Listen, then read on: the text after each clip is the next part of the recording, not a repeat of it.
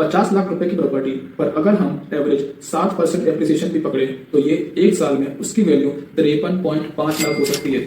ये है आपकी वेल्थ ग्रोथ। दूसरी स्ट्रीम है rental yield. Major Indian cities जैसे बेंगलुरु और मुंबई में रेंटल यील्ड 3 से 4% तक टच कर रहा है। तो उस 50 लाख रुपए की प्रॉपर्टी से आप साल का 1.5 से 2 लाख तक रेंट भी अर्न कर सकते हैं। This is your passive income. Stocks, mutual funds, crypto, आप शायद इन सब में इन्वेस्ट करते होंगे, पर इसके अलावा भी एक पावरफुल एसेट है real estate. Forget opinions, let's connect the dots. Government की national infrastructure pipeline NIP report के हिसाब से देश में 111 लाख करोड़ का इंफ्रा इन्वेस्ट हो रहा है। नए हाईवेज, 20 से ज्यादा सिटीज में मेट्रो, ये सब ऑफिशियल प्लान है और हिस्ट्री प्रूफ है जहाँ डेवलपमेंट जाता है वहाँ प्रॉपर्टी की वैल्यू आग लगा देती है। अब बिगर पिक्चर देखो, गवर्नमेंट का 100 लाख करोड़ का इंफ्रास्ट्रक्चर सिर्फ रोड नहीं बना रहा, ये देश के नए इकोनॉमिक हॉटस्पॉट तैयार कर रहा है। This is the foundation for future growth. अब इसका असर ग्राउंड लेवल पे देखो, नए मेट्रो नेटवर्क और इंडस्ट्रियल हब से देश भर में लाखों हाई पेइंग जॉब क्रिएट हो रही हैं और जहाँ जॉब्स और कनेक्टिविटी बढ़ती है वहाँ हाउसिंग की डिमांड रॉकेट हो जाती है।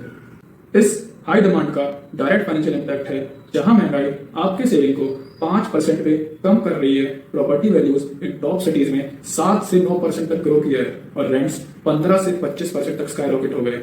अब इन्हीं बातों को फैक्ट से समझते हैं।